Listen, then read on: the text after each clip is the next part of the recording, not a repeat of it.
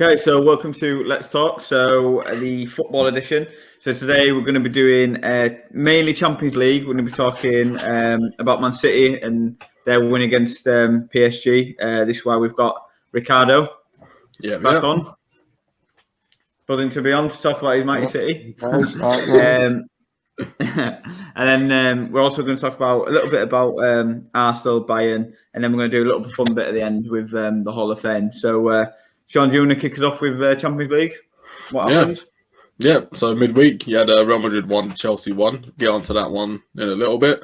But the big, huge win for Manchester City away at PSG.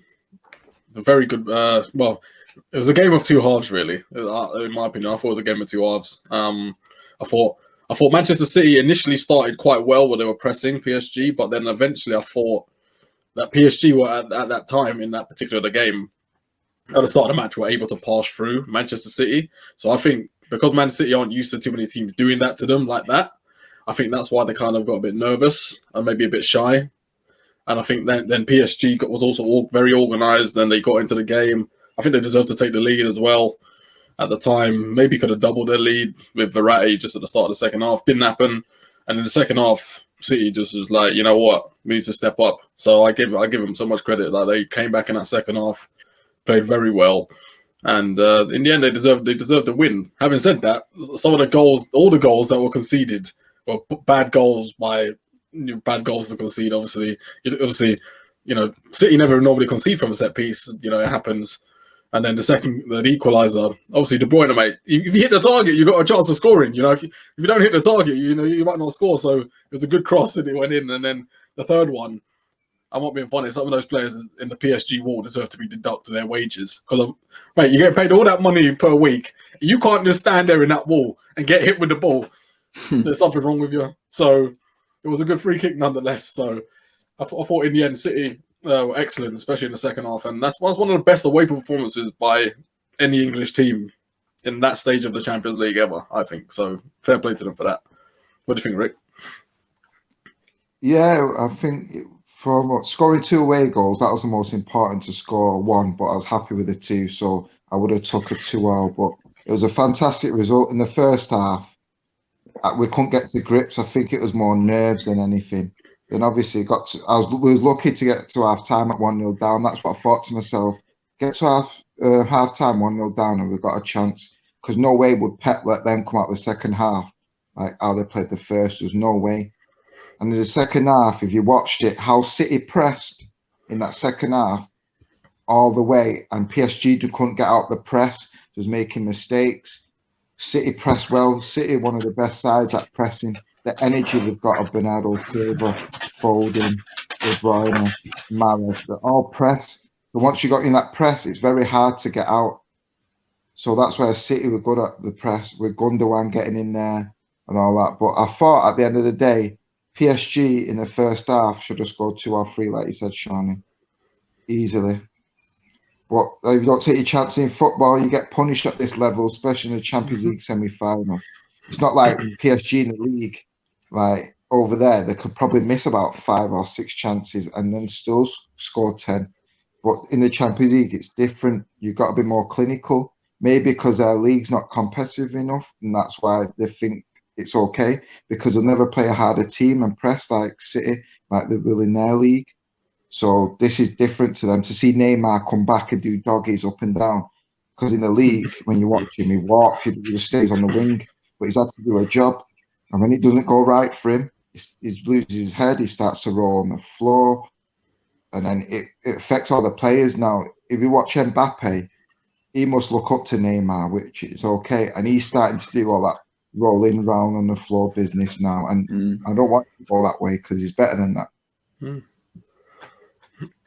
What did you make of the red card? It is a red card because anything above the ankle near the shin, and you're going in like that, you unless you got the ball, what you're going for, there's no need to do that. He had no arguments really. If you go above the ankle, you're expecting trouble really. But for them to lose their discipline, like that, you're only in the first leg. For them to lose their discipline like that, that's shocking. That's terrible as well. But like they do this against Bayern Munich. They've done that as well. I think Bayern Munich, when they played Bayern Munich PSG, they was very lucky to win that. Yeah, I thought that as well. If Bayern had Lewandowski, it would have been a different game. That because look at all them chances. What Bayern had, they had like 31 shots or something. That's ridiculous. That. And Sane wasn't on his day either. Sane had a terrible game, and he was all going down his side. And I think if he was on form, I think they would have taught PSG a new one. Well, but you look around before. Yeah, but I was just going to say briefly, if you looked around before that, they had Barcelona, and they tore Barcelona apart in the first leg. But look how many chances Barcelona missed in that second leg. Yeah. They could have gone through as well. So the penalty. Yeah. But I think Pep got it right. Like he made a tweak in the second half. He just like if City play their game instead of playing to other people, instead of worrying about Mbappe and Neymar, how good world class they are, but they've got to worry about us as well. It's not only them with the world class players. They've got to worry about De Bruyne and stuff like that. So if we just play to our strengths and all that, we've got a good chance. It's when we start tweaking it or doing this and that. In the first half, if you looked, Cancelo and Walker weren't allowed to overlap. He made them stay in their own half, which when Mahrez got it, he had no Kyle Walker to overlap. You look in the second half, the first time Walker done that, he won the corner from doing the overlap, and that's what we scored from. Yeah, I thought City were brilliant in the second half as well. I just thought it felt like they just stepped it up a gear, and they just it just felt like they were the better team. Like, do you know what I mean? It just felt that they were just overpowering PSG. But once they started playing, the passing, the moving, I thought Mahrez was brilliant. I thought he had a really good game. And they didn't even use all the subs, did they, City? No, they didn't need to. Do you know what I mean? No. And I know PSG had the red card, but they didn't need to do it. And I thought they were brilliant. And I mean, they were lucky, PSG, to lose 2-1 in the end. Well, that's what I was thinking. I thought in the last 10 minutes, bring on Sterling and Jesus and then go at them for the last 10 minutes because they lost their discipline, their shape, everything about them gone. And obviously I'm happy with a 2-1 win. If somebody would have told me that at the start, I would have took it in a heartbeat. But to see them in the last 10 minutes, like the Farge down to 10 men, City could have went for more. Like if they would have put press on and brought on Sterling, Jesus, a bit of fresh legs up there. And PSG wouldn't know what to do. And I think it's a missed. It might not backfire on us, but I think 3-1 would have just killed it off completely. Yeah. There was that chance at the end. I can't remember who crossed it in, but he crossed it into the 6-yard box, and there was no one there. They're all on the edge. And if you had a striker there, it's game over. Yeah. And it was quite surprising, but he didn't bring on like a Jesus or a Sterling. That's what I mean. Like City, the football's it's excellent, but sometimes you just need to get it in the box, and you need that poacher's instinct there. Yeah. You need to. If he wins the Champions League without a striker, then that is amazing. And if he doesn't play a striker and he loses the final, everyone's going to say, "Oh, Pep's this. He didn't have a." So it swings both ways. If he wins it without a striker, he's a genius. If we go in without a striker to the final, if we get there, it's a flop. Why did you play Jesus? It's all hindsight. Do you know what I mean? So you can't. I know where he's coming from. Like his best team, believe it or not, is without a striker. But you do need a striker, so you contradict yourself somewhere. You can't. It's just weird to understand. Like I think yesterday, like, oh, we need a striker in a box, Jesus. But now, if you look, we still won 2-1, and not many people are saying we need a striker. It's now Pep's a genius, and he got it right. So it's how you stand on it, really. Do you know what I mean? Okay, well, I've got a quick question for you, actually. I've got a quick question. So, you see, obviously me being a Liverpool fan, right? You see Firmino. Firmino technically is more of a number 10 than a number 9. So, technically, does that mean that Jurgen Klopp won the Champions League and league with no striker? No out-and-out forward, technically. Origi, he scored. He got off the bench. We've already won him off after like 30 seconds against Spurs. We could have won that game 1-0. You know that. They ain't Tottenham ain't scored. No, but Origi won that you can't say that, Shawnee. Do you know why? Do you know why you can't say that, Shawnee? Because if you look at you can't say that because if you look at your front three, Salah, Salah, Mane, and Firmino. Have one of them ever played in your midfield this season? Ever? Yeah. I don't disagree. I was But just if you saying, look like, at I just meant City, like as an if you out and look out at centre City, forward, like an actual centre forward striker, yeah, like but if you look Aguero or at City, Jesus.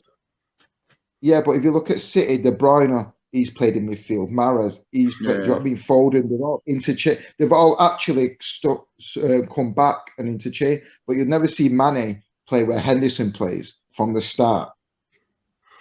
That's true. No. You never see I totally Firmino. agree. You never. But, I mean, but you'll never see no, I get that. But Firmino play where Henderson.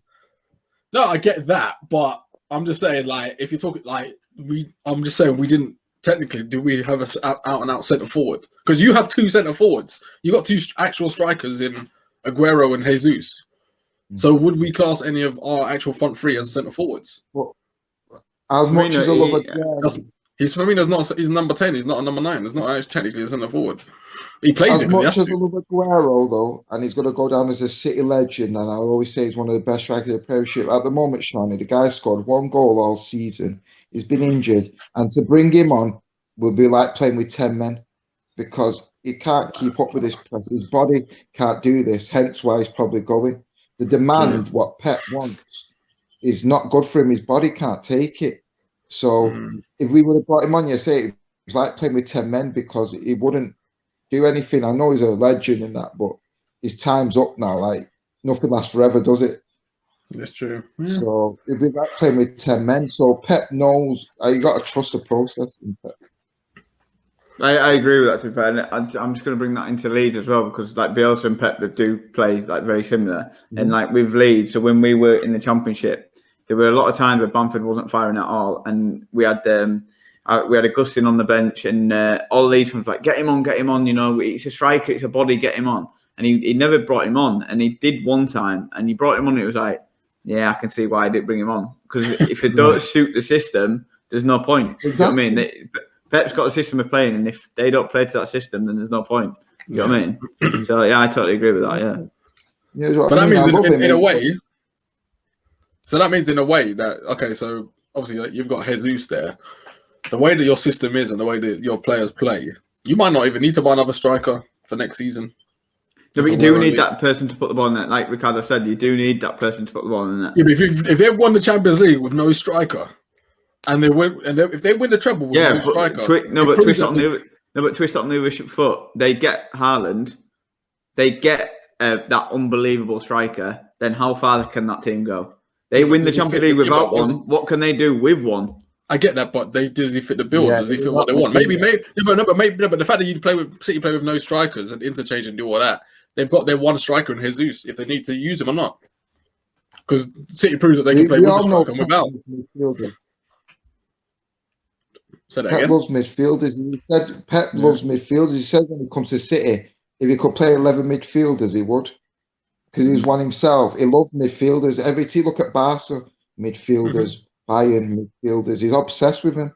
Look at City, the most signs he's done is probably midfielders. I know our defence needed tweaking, but if it weren't for that, he would buy all the midfielders you can. We wanted Thiago, but he went to Liverpool. Yeah. Oh. That turned out all right, didn't it? It's same with Sanchez. They wanted Sanchez and he went to Man U, and look how that turned out.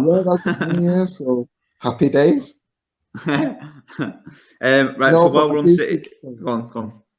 No, I'm saying I do think the tie for the second leg, I still think it's still in the balance, really. I know if City score, it doesn't change a thing, really, because PSG still need to. It'll just force extra time instead of the win.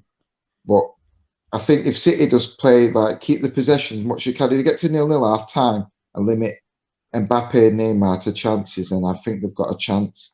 If I see PSG creating chances, if they score, it was 1-0 to PSG at half time, then like it was in the first leg, then I think City could get nervous then. Yeah, I think that'll be it for City. I think if the nerves kick in, saw it against Dortmund a little bit, saw it against PSG. If the nerves kick in, then yeah.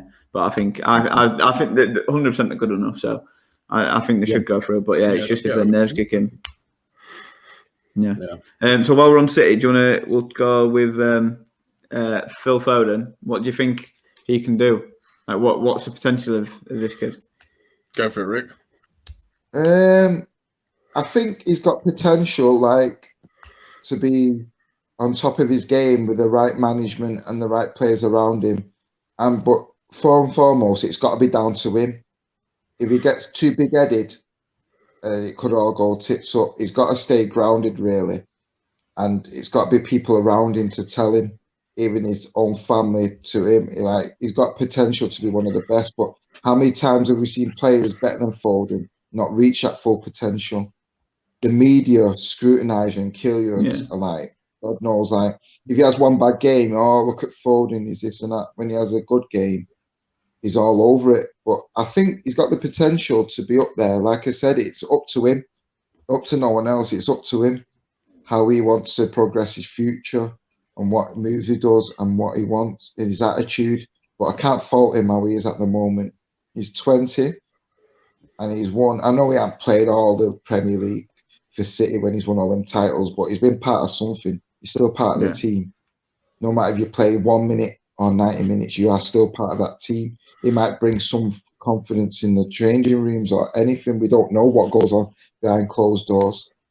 But I do think he's got potential to be one of the best players what England have produced, like, for quite a while. I'm not saying he could play for City, but look how he dribbles and how he gets past people. He's got confidence at 20 to get on the ball. He's not scared if he loses it. He's not scared to have a shot. He picks himself up and goes back again. He comes back to defend. He's moulding into that player what can do up and down, not just pass me the ball, I'll attack.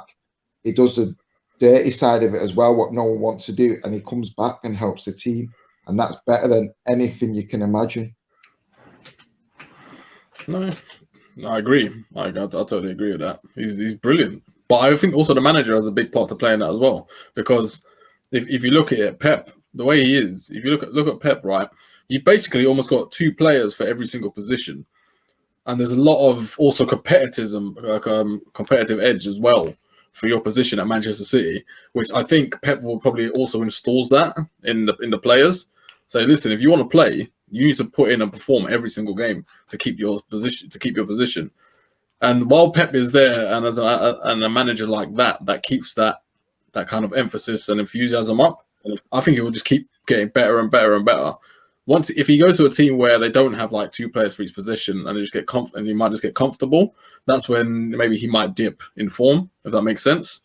But whilst he's playing unbelievably well and that competitiveness is there, I think that's what's going to keep him getting much better and better and better. And I think that's what a lot of players need. They need to be competitive. They need somebody else that they think, okay, cool, this person's coming to the club. He might be here to take my position.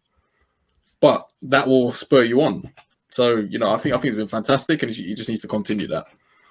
Yeah. I mean, he comes across really humble to me, like with the way he is and stuff. And like his family keeps saying that, like, he's obsessed with football. Like, have you heard the story about the stickers? The football stickers. And he's got like every single one, and he just sits in his room. He's on the England tour. Yeah, and he's on the England tour just doing stickers. Like, he's just obsessed with football. Yeah. So I think he's brilliant. I love watching him, and I think he adds something different that no one else adds. And I think Pep's used him really well. As in, I remember last year when City weren't going to win the league, and a lot of people were saying Foden needs to be playing more, stuff like that. And he's like he bind his time a little bit. And there were a lot of should Foden go out on loan, and should he be not playing as much and stuff like that. But if you look at the way he's managed him, I think he's been brilliant, because he's starting to develop into this unbelievable player. And I think looking at the England squad, I think 100% Phil Foden's in that squad. Like, do you know what I mean? It's not even a question now. Mm-hmm. So I think potential-wise, I think he could go on to be, one of the best England midfielders, 100%. He just had something different that no one else can bring. Do you know what I mean? No, I totally agree with that. Yeah. Right. So we'll finish on City. So Pep, is he the greatest manager ever in football? Right. He's won 30 trophies so far. He's won. Alex Ferguson on 49, was he on? Did he finish on 49? Possibly. I think I'll give you an answer when he's retired completely and see what he's left with. I think at the moment, currently, he's one of the best, yeah. But will he be? Who would best? you compare him with? Who would you compare him with? At the moment, are we going off the style of play or trophy wise, or just everything in general? Just everything, yeah. Well, That's so tough. I don't know. When you talk about Pep, you've got to talk about Mourinho as well. I was just going to say that, yeah. You've got to, because if Pep declined like Mourinho has, which it could happen, you're still going to say Pep was one of the greatest, because a manager, you like, obviously Mourinho, like, he's gone down a bit, and Pep could go the same way, but Pep's got that motivational, like, he's got this great quote. It's like he always does these Johan Cruyff quotes and stuff, and Yeah.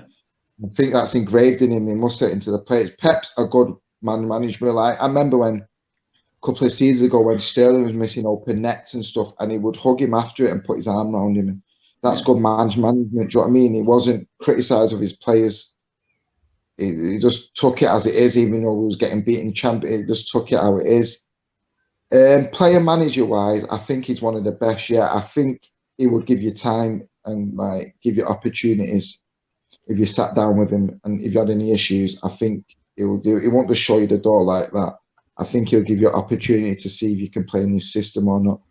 And if it doesn't suit you, he'll go. He doesn't criticise his players. Like, imagine Mourinho if he had Mendy and all that, the way he performed that sitting. My goodness. Now, that's what I'm trying to say. Like, the management style, like, Pep does everything behind closed doors, I reckon. He doesn't, like, Sterling's been awful at the moment. We all know that. Pep knows that. That's why not the plans. But he won't come out and say it to us. But he'll have a word with Sterling and say, look, you need to be better than this. But he knows, Sterling knows it himself, so he wouldn't tell everyone publicly why, if you know what I mean. Yeah. But I do think he's one of the best, though, because obviously everyone's saying, oh, he went to Bayern, he's been to Barcelona. There was already Messi won the Champions League for him and all that. Yeah, I get that. But at the end of the day, you're still a manager. Messi is good at going forward, but he doesn't defend. You still got to have that thing about you at the back and the mental motivation and play for you as a manager. I think that's a big issue. I think Pep's got more friends than enemies in his team, and they all want to impress him. Yeah. Like, he's got them hungry. He keeps the team hungry. And there's only one manager I've ever seen do that, and that's Ferguson. When United are winning titles after titles, like, you watch how United win titles, it's like they've never won it before. You never think Scholes has won 8 or 9, the way they play, the hunger. You look at how City are playing now. They're hungry for more titles, and that's the only manager I've seen with a hunger and desire to win. Like, he's obsessed with winning, Pep. He's proper obsessed with it. And that's what makes him a great winner. He's obsessed with winning. Every game he plays to win. And that's what makes him the great. If he doesn't win, obviously you're gonna lose sometime. But when you ever seen a Pep team play like so defensively, like, really? Sit back and put the pressure for 90 minutes, you know what I mean, Sean? That's it. I think it's tough. I think it's between him and Fergie. I think it really is tough. It's obviously people will be like, oh, well, Ferguson was main. Well, obviously Ferguson did manage Aberdeen before he went to Manchester United. He won Champions League with them. Yeah, but look at the way he transformed. the way Fergie transformed Manchester United to where they were and to where they are now was unbelievable. Because obviously, Leeds were the last won the title just before Manchester United. And Man United I had to get that in. Leeds were just there, innit? Leeds won the league, and then after that, Man United just took over, and that was a lot to do with Fergie. Is he just changed the philosophy, the mentality? But Guardiola is just it's unbelievable what he's done. I'm fascinated to obviously didn't he learn a bit from Bielsa as well? Pep Guardiola. Yeah. So and Cruyff as well, and Bobby Robson and Cruyff. Yeah, he absolutely loves Bielsa. Yeah, he does. Yeah, he speaks so what I mean. So he's learned from others, but he's molded it in his own way. And his style, put it this way, the style of football that Pep plays is a style of football that probably could never get old. Like if you look at the style of Mourinho plays, that's very outdated. But if you look at the style that Pep plays and maybe Fergie played, that could never get old. So, he's transformed the way, also helped transform the way football has been played. It's a very tough one. But for me, it's a very tough one between Fergie and Pep. However, the only reason Mourinho is up there for me as well is the fact that, and like I said, it's about how you manage the team. But if you look at some of the teams that Mourinho has managed and won stuff, they were obviously a bit weaker than some of the teams that these other other managers had to do. But you still have to do the job. So, it's a tricky one. It's a tricky one. I'm stuck between Pep and Fergie. Obviously, some people will say, it's not even close. But when you actually analyse it, it's not easy. It's really not easy. Yeah, but like people like Fergie just done it with like one club. He didn't do other cultures. He didn't go other leagues. At least Pep's been to German league. He's come to England. When Pep first come here, everyone's like, his style of play won't fit in. Pep can't play the way he wants to, like he did at Barca and Bayern. He won't. He didn't have the players to work till he brought his own players in. Look, I think he's revolutionised football in the Premier League. Everyone wants to play like City in the league. Everyone wants a keeper what can pass like Edison at the back and sweep and clear up. I think he's changed the game. Did Fergie change the game like that? Did everyone want to play like United? Well, they were winning titles, so I would say yeah. In the Premier, if you're talking to the Premier League back then, the way Man United, that hunger and desire that Man United had to even play to the 94th minute to get winners, but Fergie time, that's where Fergie time even came from. So he must have revolutionised something. So I'd say a lot of teams would have liked to play like, of course, as a Liverpool fan, I hate to say it, I would have loved Liverpool to play like Man United did back then, because we probably would win more titles back. We would have won more titles than the one. So probably, yeah.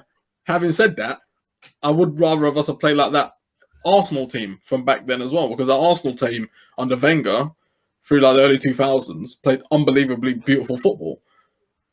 But actually, having said that, with Pep, do you reckon that maybe some of his style might have also that he plays come from Wenger and that beautiful the way Arsenal played back then? Do you think that? Do you think Pep might have taken? I don't know. I don't either. No, not from that good. The Arsenal team. The Arsenal team played really nice football, though. No, I agree with that. But I think he learnt his trade from Bielsa. He learnt his trade from Johan Cruyff and Bobby Robson, and that's where he learnt his trade from. Do you know what I mean? It wasn't from the Arsenal team. I'm not saying they didn't play good football, because they did, but I don't think he learnt his trade from them. Yeah, because it's changed football now. Like, it's different now from that era where Arsenal invincibles to now it's different. Like, look at David Seaman. He won't be no sweeper keeper now and stuff like that. You know what I mean? Tony Adams and all that will get the pace. It's just a different ball game now. Like, all these Martin Keowns and Tony Adams. Now, if you're slow as a defender now, you're no good. You have a chance, yeah. No, not in the Premier League anyway. Imagine Tony Adams and Keown now. Even Vardy and all that would mash them up now. But back in the day, it was just basically, like, if you look at United's victories and all that title win back, it was just basic 4-4-2. Everyone played basic 4-4-2. If you had three at the back, everyone was surprised that it was just basic, no wing backs. It was just keep your positions. You had one defensive mid, do you know what I mean? It was just basic 4-4-2. So you can't compare. Like, you can compare Fergie and Pep in a certain way, but they weren't from the same era. So you can't really compare the styles of, like, because they wasn't there together, and to see the teams contrast, like. And Fergie didn't go abroad. He stayed in England. Would he have done it in Germany? Would he have done it in Spain? We don't know, because he stayed over here. At least Pep's been about now. Like, the new managers now, they tend to go abroad or anywhere now. But back in the day, you had like Fergie, he had time to build United. Like, Pep's not going to be there as long as Fergie. He's going to set a foundation and then go and leave his legacy behind. He's going to leave it for someone else. And that's what they want, these City owners. Oh, don't get me wrong, Pep's been brought into City not to win the league. He's been brought in to win the Champions League. They're not paying Pep all that money just to win the league. I also would have kept Mancini or Pellegrini. They brought Pep in to win the Premier League. I mean, the Champions League, sorry. And that's the nemesis. If Pep wins that, then happy days. I think he'll leave City next season after that. I don't think he'll be there for that long. But he wants a Champions League, and this is the best chance that he's got for City. If they don't win it this time, I don't think they ever will under Pep. But he's been brought in for the Champions League especially. Maybe he'll go to Italy. Maybe he'll go to Juventus and turn their fortunes around. Why not? Because they're a team that also won the Champions League and not had it for years. What would you have him, Luke, at Leeds, or would you keep Bielsa? Bielsa all day long. Bielsa all day long. I love the man. I'll never say no to Bielsa. You know you. I would honestly. I'd love the man. I love him. He's a god to me. Like honestly, Bielsa stays all day long for me. But yeah, so with Pep, the greatest coach, I think it's hard. You can compare him and Alex Ferguson, but like what Riccardo said, it's completely different eras, and it's Alex Ferguson, when he was there, he did everything there, the recruitment, the training, everything. Whereas Pep now, he coaches the team. He does a little bit with like recruitment and stuff, but he doesn't do as much as what Alex Ferguson would have done. Do you know what I mean? So it is different areas and stuff. But I get that. But when Pep started managing, was it Barcelona in 2008? Fergie was still there at Manchester United, so they had that 5-year kind of grace where they were to get together. I understand Pep obviously won the 2 Champions League finals, but they still had that 5-year period where in between. But what makes a great manager though is the longevity of their careers, and we're comparing them 5 years, but it's the longevity of Alex Ferguson had the longevity of his career, and look how well it did. Pep's had his longevity of his career. Look at Jose Mourinho. Now I wouldn't put Jose Mourinho in the same bracket as them two because he's had his career, but you can see he's starting to come down. He's not got that longevity of his career. Do you know what I mean? And I think you've got to say about it's different areas as well, as in like the technology side of things. And it's like what Riccardo said with the way that they play football and stuff. The way that Alex Ferguson played football, there were limitations to what he could do with the expressive type of stuff because there wasn't as much technology with the game. There wasn't as much.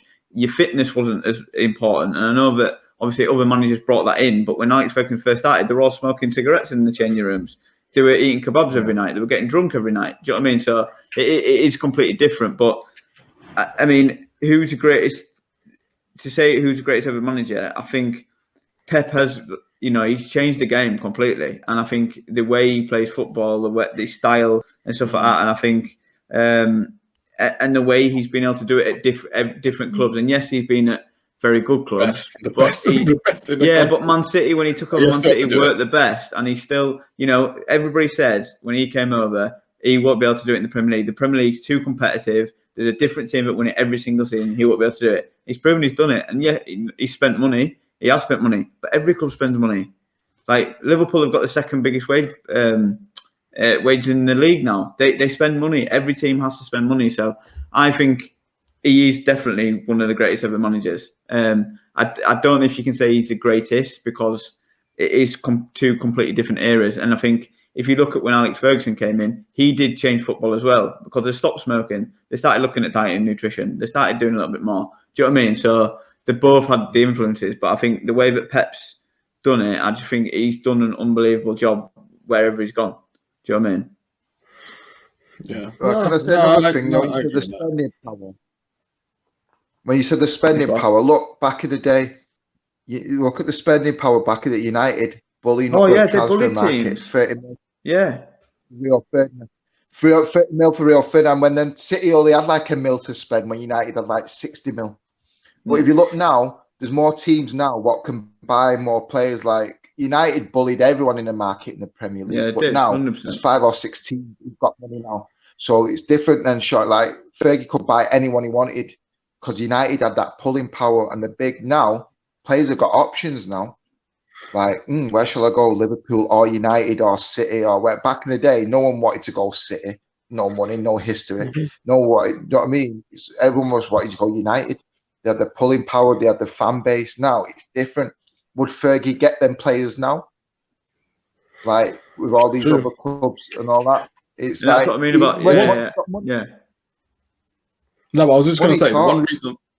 I agree, but the only for me, okay, I know it's a little bit different, but the reason I know this is slightly different, but the reason I don't think Mourinho is also in with those two is because if you look at Pep and Fergie, as much as both managers spend a lot of money, they tend to bring players through the youth. And you can't deny the fact. I know Man United spent a bucket load of money, but Fergie did bring quite a lot of players through the youth. But Pep also as well. So that's one thing to add as well. But just going back onto the previous point about the finance and stuff, but that's a trait of what Ferguson had though, because he bullied teams, but that's not a negative, that's a positive what he did. Do you know what I mean? With Berbatov, he drove to the car park and picked him up and said, "No, you come into me." Like, do you know what I mean? So that was a trait that he had. But one thing I'd say about both of them is, and this is what I don't think you can say about Mourinho. Well, you can say about Mourinho, but not as much as these. They improve teams. They improve players. Do you know what I mean? And look at the players. Look at John Stones. Look at John Stones. He was out of the team. He's going to Crystal Palace, like type team. Do you know what I mean? He's done. He's now first choice on England centre back. He's winning the Champions. He's semi-final Champions League. Won the Premier League. Won the League Cup. He's a different player. Do you know what I mean? And that's the thing that they do. Alex Ferguson, he improved team. He improved players. Do you know what I mean? Whereas Mourinho, he does improve players. Look at Harry Kane, but there's a lot of players that hangs out to dry. Dele Alli, Luke Shaw. We can name hundreds. Do you know what I mean? I get that with Mourinho, but then you got to think him as much as Chelsea got money. Look how he came in and won that title with Chelsea, and basically flipped them on, like turned Chelsea into, like helped turn Chelsea into what they are today. That was through Mourinho. And look at Porto. Look what he did at Porto. With winning the Champions League, they went to Old Trafford and got a result with big Benny McCarthy. That was a freak. That was a freak you get then. Like when Leicester won the league, you get freaks. You get freaks. That's what made him either made him or break him, and it made him. You ever get that breaking life? No, but look at the year. I get that. But if you look at the year 2004 when Porto won the Champions League. That Portugal team was pretty good as well. Yeah, they were the best team. They were the best team. I know they were the best team. But if you look at the teams that was in the semi-final, it was a poor standard that year. Like it was Monaco and Morentes were up front. I get that, but they still had to go through Manchester. Yeah. They were the better team. Man United to get there. Yeah, I agree with that. But all I'm saying is that it was a poor standard that year. Do you know what I mean? But yeah, they were the best team that year. But he did turn Chelsea around. But that's the one thing, he revolutionised how Chelsea are. I'm not saying he's a bad manager. He's a good manager, and I think he's done well. But I wouldn't put him in the same bracket as them two. No.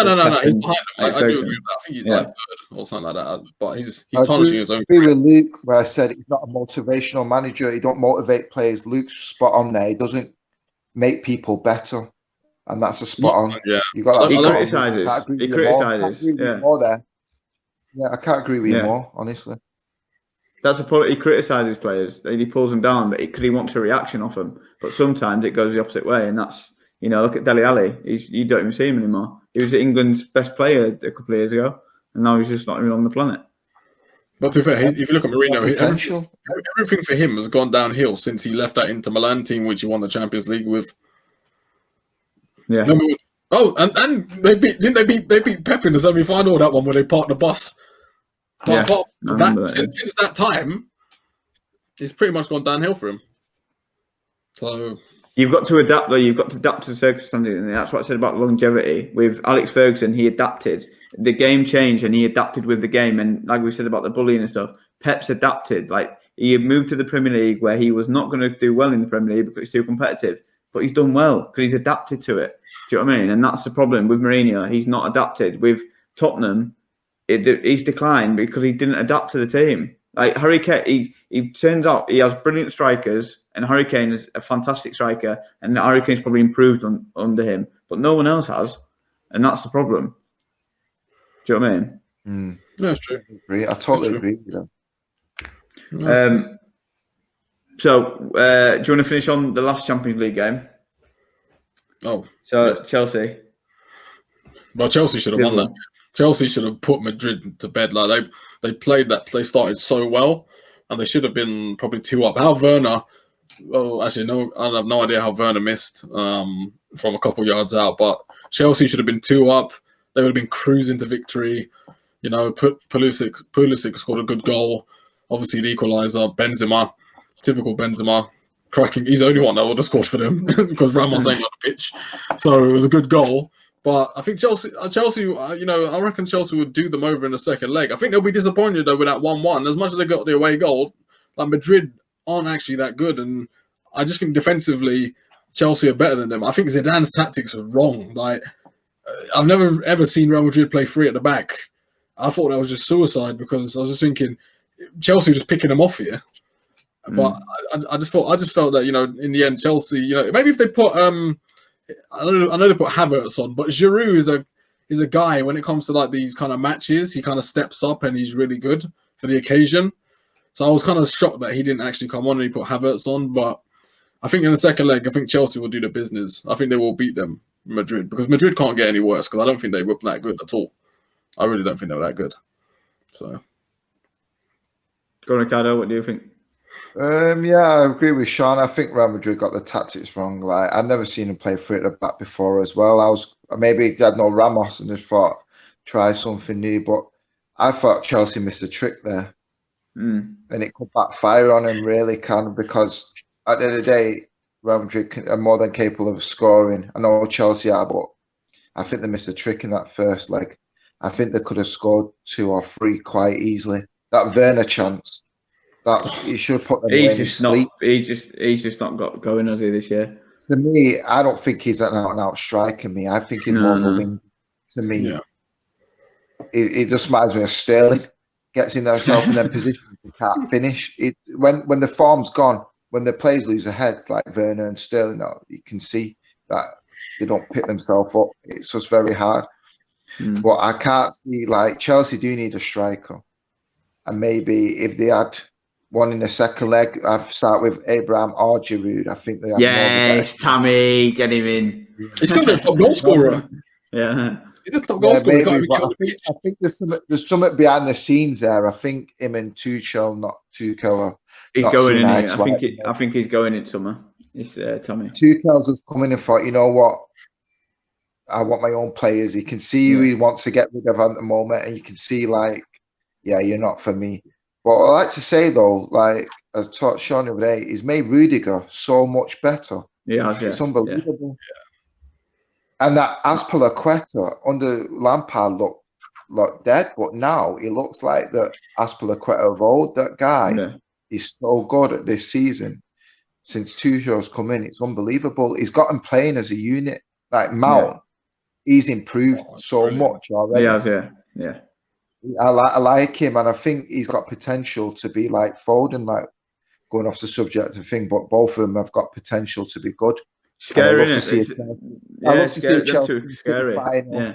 I love to see a Chelsea and City final and just see the young talent of the English taking over in a final. Imagine that. I'll tell you but something. I do think that Chelsea, I don't know. I think say it again, sorry. I'm going to say if you had a bet at the start of the season, all four English teams in the Champions League and Europa League final. That's mad. You got some right on. 2 seasons ago, though. Didn't it happen 2 seasons ago, though?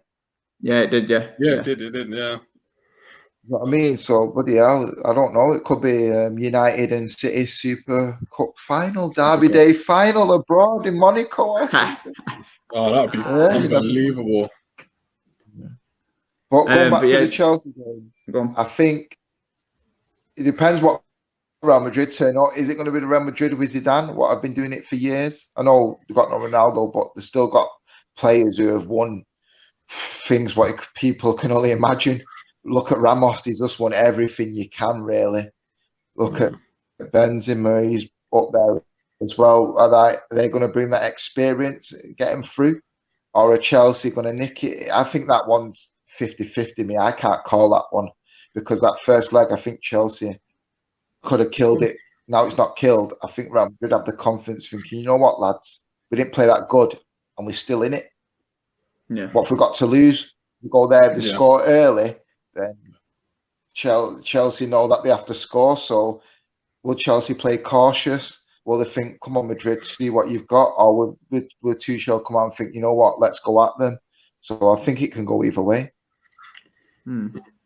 I think, Tuchel, he gets his team well organised. I think you can definitely see that with the players that he's improved, that they're all doing a job. He's told them what job to do, and they're all filling that job. It's like Marcus Alonso as well. He's really improved under Tuchel, because Lampard completely just disowned him, didn't he? And just said, you're not playing and stuff.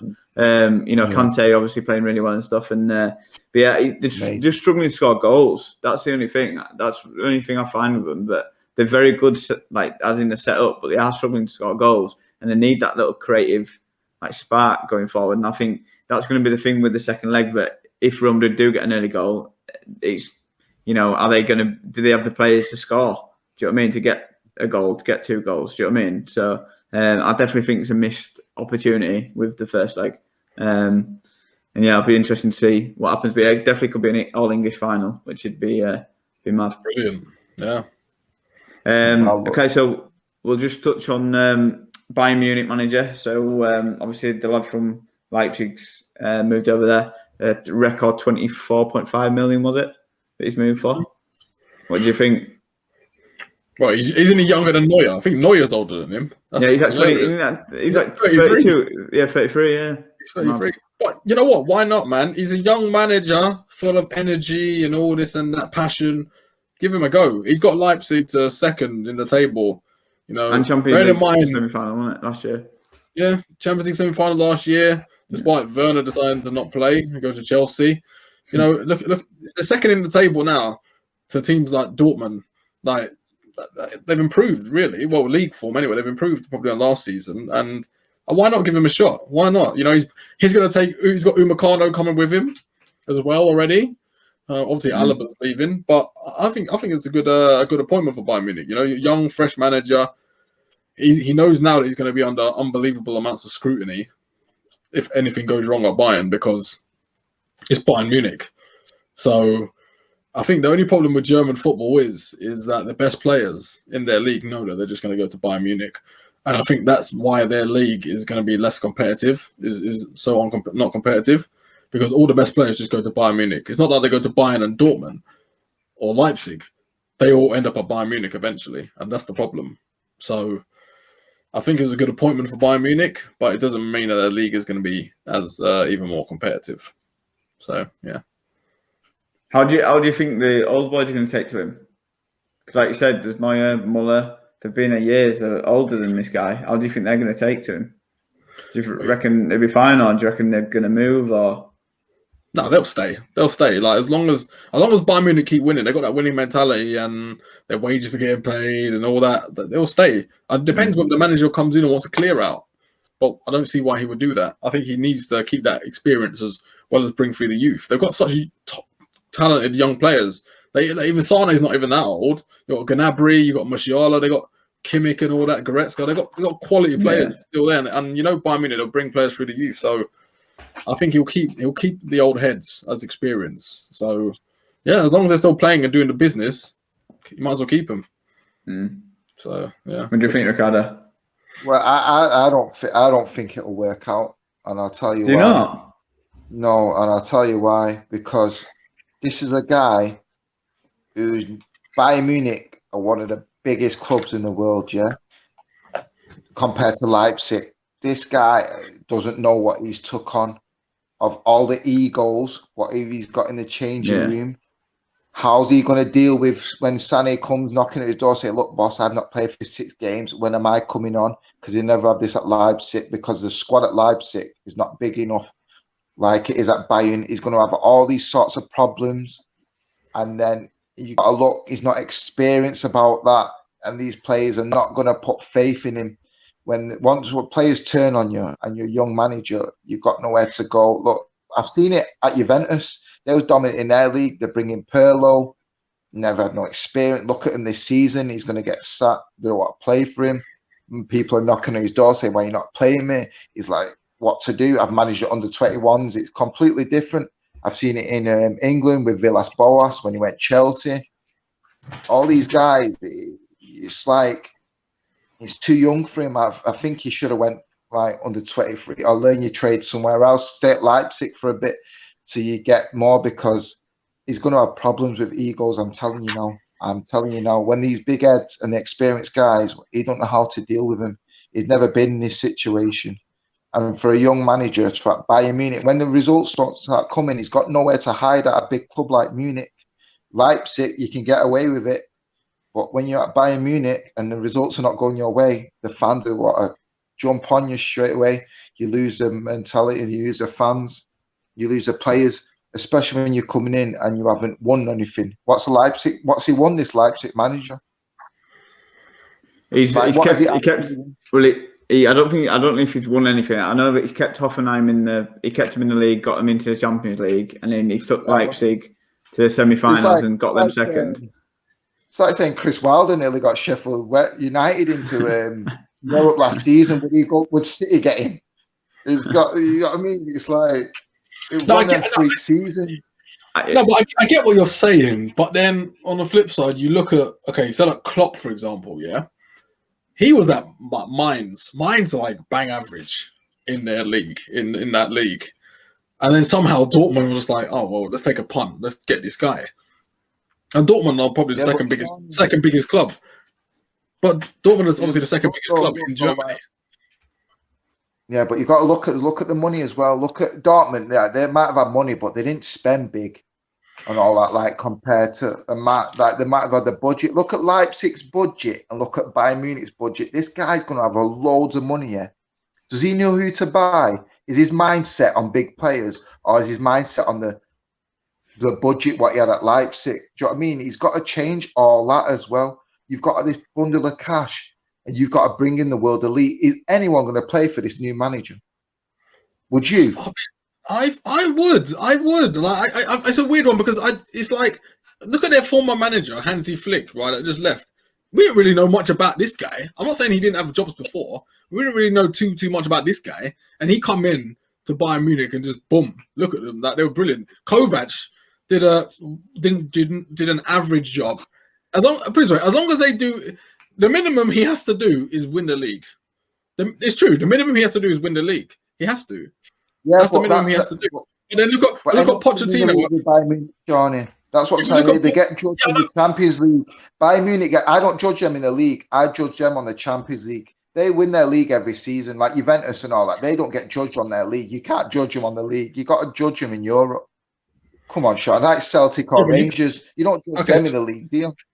No, I get that. So do you reckon that? Okay, so what if through the summer, if they have a good summer, for example, a comeback fresh, would you still class them as a contender for the Champions League though, or does it depend on what he does? Like they got the minimum, like you said, the minimum's got to win the league. The minimum he's got to get to is the semi-final or the final of the big Bayern Munich. That should be minimum.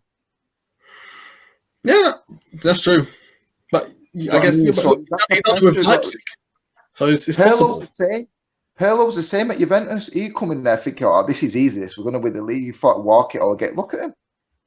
No, but the difference with Pirlo's got way less top managerial experience than what this manager has. This manager's actually like managed teams like to the Leipzig to the semi-finals of the Champions League. He's actually like he's more establised manager than what Pirlo is. Pirlo, this is his first job. One off, Sean. So Pochettino's managed Tottenham in a Champions League. It doesn't mean that. But you can get to look at some of the managers what have got to finals. Look at when it doesn't define you because you got one team to a Champions League final over one season. He's got more experience than Pirlo. That's why you can't really compare them because he's got more experience as a top manager than Pirlo. Yeah, but Leipzig are not. Yeah, he might have more experience to get you, but he hasn't had experience at a top level club. Leipzig are not a big club in Germany. Well, no, they're probably look at their history. Oh yeah, that's what I mean. There's like a Tottenham and Everton, and that they're just thereabouts. That's what I'm trying to say. Like better than that. They're a little bit better than that. No, you know what I'm on about. Like Leipzig, if they come in the Premier League, where would they be in the Premier League if they come in realistic? Like, would you say they're going to go for top? Not a big club. No, they're not a big club. What they got in it? They got money in it. They got some money. Look, if there was a top club, do you think Werner would have left and all that? They would have kept all them big players. If you're a top club, you don't sell your top players. But yeah, I know what you're saying. But if you look at bar Bayern Munich, aren't most of the other German teams just selling clubs anyway? Including Dortmund. To me, like, would you have him at Leeds? Would you have him at Leeds if Bielsa left? Would you have this young guy at Leeds? Right. I think with it all, they've paid 23.5 million or whatever it is. They're looking at this as a longevity project. He's a young man. The only thing I'd say is with him, like you said, Riccardo, like he's not managed a big job. But how do you get a big job? Do you know what I mean? Everyone has to start from somewhere. Where he's been, he's done well. He's got Hoffenheim from relegation to Champions League, Leipzig from European Cup to Champions League semi-final. He's done well, and I think look, we'll see how he gets on. But I think he deserves a shot. I think he deserves a shot. I think. I mean, are there better managers out there? Like, I don't know. Do you know what I mean? Like, they want Allegri. They want defensive football. They want someone they want a young manager so they can build it over a couple of years, don't they? And I think the problem that he's got, like Riccardo said, is that with the old guard that's there, they're going to have to be moved out soon. Your Mullers, your Lewandowskis, they don't last forever. They're going to have to be moved out soon. And I think it's going to be interesting to see how he copes with that. And I think I can see why they've made the appointment, because they want him to do the 5 years, and start to build the team. So get rid of the old guy and start to build his team. Like you said, the Bundesliga is quite an easy league to win at the moment. So he should quite comfortably win the league next season without having to, do much. And I think the longevity of it, they will want to win the Champions League. But I think for them to spend 23.5 million, I think they're going to give him time no matter what. Do you know what I mean? So I think he's got a project in mind, and I think that's what they're going to go for. Do you know what I mean? It's just how long they stick to the project. With Tottenham, they don't stick to a project. They get hire and fire managers because they start a project and go, oh no, I don't think that's going to work now, and they get rid of them. With this one, I think they'll say, no, we're going to stick with this, and no matter what happens, we're sticking with it. Do you know what I mean? So I think we've got to give him a chance. Do you know what I mean? Well, remember, the only reason that Hansi Flick, Bayern Munich's manager, is leaving is because the German national team tapped him up. It was like, but they're falling out as well, though, aren't they? Him and director of football's falling out as well. I get that, but that was one of the reasons why. That was like as soon as they heard Joachim Low was going to step down, then that was one of the things as well. So, do you know what I mean? It's not helped by. Who else would you get though? That's the thing. Who else would you get for the German job? No, for Bayern. I don't. That's a really tricky one. Maybe Joachim Low. Maybe Joachim Low. Maybe. But then he's not got. No, but he's not got experience. He's not got experience at a top club. Yeah, I get that, but he's a winner. He's got experience to manage the big egos. He's got the experience to manage the big ego. Yeah. When they're not playing, and he's a winner. Finals, but they'll be saying, "Why am I not playing?" But he's managed at the biggest stage, and he's had the biggest ego.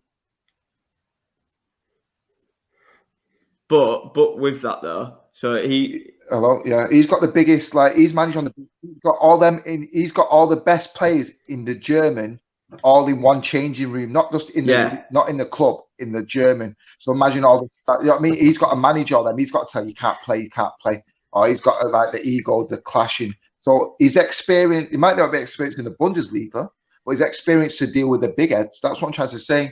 Nagelsmann, he might be good at dealing with Leipzig's like changing room because there's not many superstars there. When he walks into that Bayern changing room, every player he looks at are all fucking winners, and winners have won stuff and medals, and like he's got to find that respect for them as well.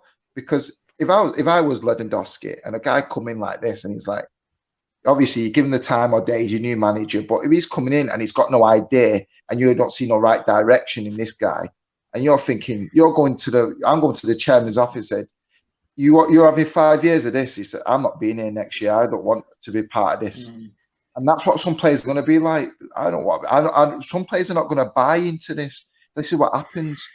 You don't buy into a project. Like you want success. Like Harry Kane. Imagine Bayern Munich said, "Oh, come to us in 5 years. We want no, I'm 28. I want to win things now. I haven't got time for 5 years because it might not happen. I want success now."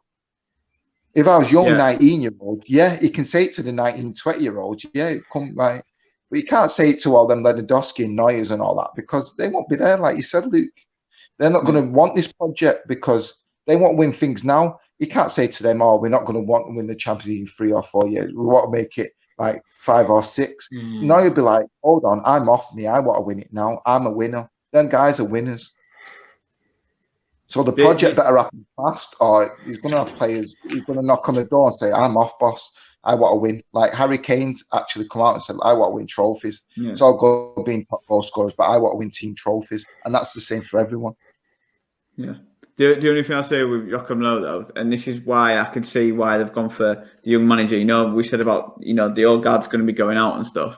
It would be hard for if Joachim Low came in. Right, you're going to get rid of Neuer, you're going to get rid of Muller, you're going to get rid of this player.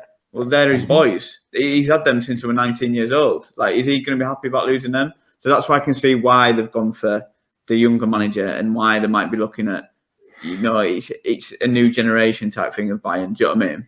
But so you think you've gone for a yes man then? Do you think this Nagelsmann's a yes man?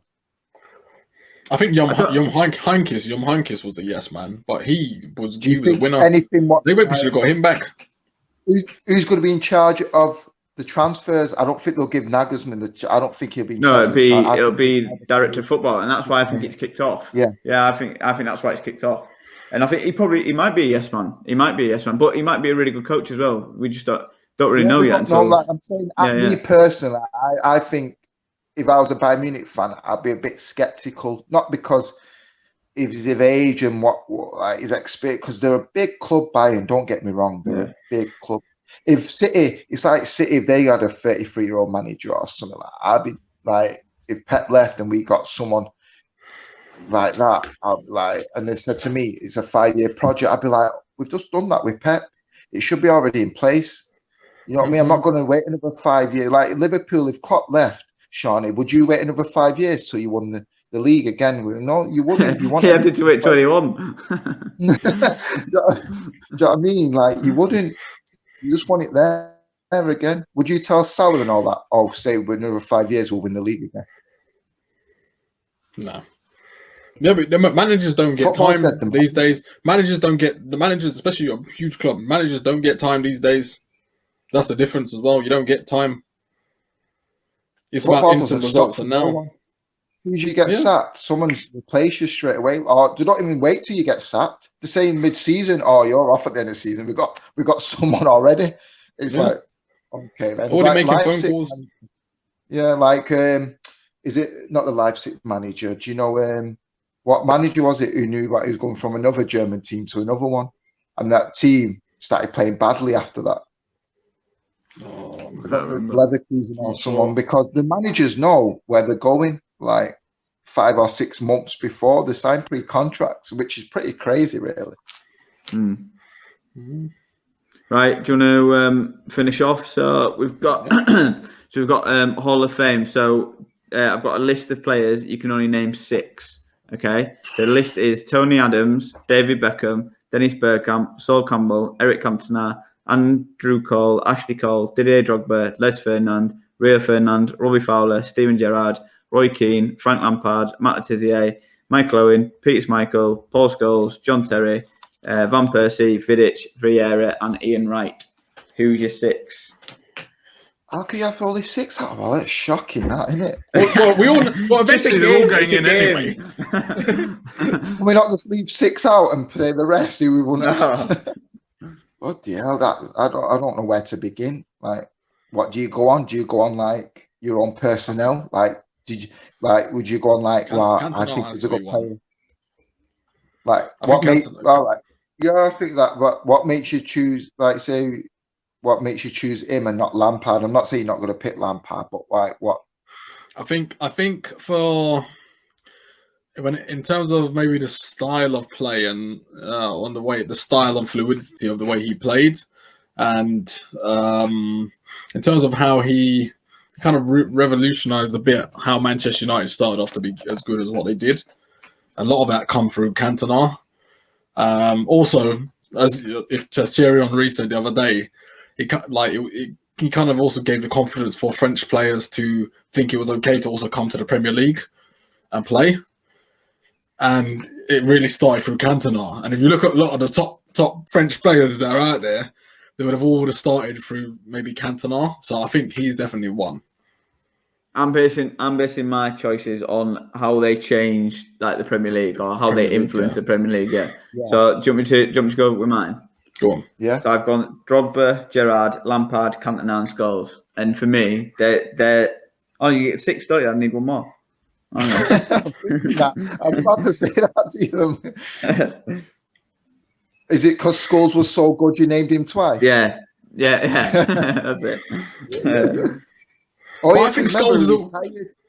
No, he But retired, Scholes is a so he's weird on one, about though. the Scholes before he retired, and after he retired, it makes sense now. No, he was rubbish when he came back. No, oh, But but Scholes, right? You look at Scholes, and obviously he was unreal, but I just think that he was much more appreciated after he's retired.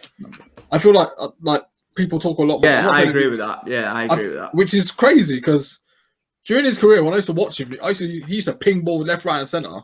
I just think he was as good. Yeah, I agree completely with that.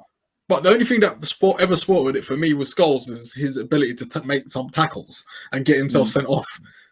But you can't doubt his play. He's unbelievable. My last choice is Bergkamp. I'm going to go Bergkamp for the last one. Oh, Bergkamp was just... He's in mine as well. What a guy. Yeah. No Vieira? What? No, I didn't put Vieira in. Talk about box to box midfielder. But influence for me, I know he was brilliant. I'm not gonna lie, he wasn't brilliant. But no, Gerrard, obviously, yeah. Lampard has to goal. Yeah, all-time goal scorer. The goals is a joke. It's just ridiculous. Ferdinand, 100% defender. The way he just revolutionised the game for centre backs, it's ridiculous. No goalkeeper. No Cech, no Van der Sar, no Schmeichel. No, there might be more. It's just the list I've got. Oh yeah. we're not disowning. We're not disowning people. It's just the list that Amazon Prime have put on today. No, I would agree with your list. I agree with that. Bergkamp, unbelievable as well. That goal, you can never forget his goal against Newcastle. Unbelievable. Yeah. So, well, if you look at Bergkamp and Drogba, look at them. Like they get goals out of nothing. When you need a goal, when the games look dead, like Bergkamp would do a flick round of the defender and score. And then Drogba with his back to goal, I think he was one of the best in the Premiership. The Champions League final for me summed up Drogba, where he won that Champions League for him. Against Bayern. For Chelsea. Yeah, he was the only player on the pitch. They had the worst team you've ever seen, and it was just Drogba. It was unbelievable. Yeah. Look how many times he scored at Wembley. Like every time that guy played at Wembley, he'll score a goal. Big match, Drogba. Semi-final, final. Drogba will score. Like with his back to goal, is one of the best I've seen because it'll just make something happen. Like if nothing's happening he'll score a 35-yard screamer and everything. Yeah. No JJ Okocha in there, or what? Yeah, JJ Okocha, unreal. No JJ Okocha. No Lucas Radaby. Oh, get him in, 100%. Yeah, the Chief. No Tony Yeboah. I always wanted to score that at crossbar and in. Tony Yeboah. Oh, brilliant, isn't it? Unreal. Well, yeah. Unreal. But yeah, that's brilliant, really good. Thanks, Riccardo, for coming on. Really good chat again, and we'll get you on again, surely. And thanks for watching, guys. Next time I come on, get me on with that sour red. That sour red. Get him on here. I hope he's listening. You know who you are. I'm not mentioning names. I love it. 100%. We're gonna have a Man U, Man City. Wait for the Super Cup. For the Super Cup. Yo, we'll wait. We'll get him on. Don't worry. But like Claude will say, it's time to go. But yeah, thanks for watching, guys. Please like, subscribe, click on the notification button. And Shaun, do you want to finish? Yeah. Click onto our YouTube and Facebook page, as well as Castbox page as well. Let's talk with Shaun and Luke. Thank you for watching. Cheers, guys. Cheers.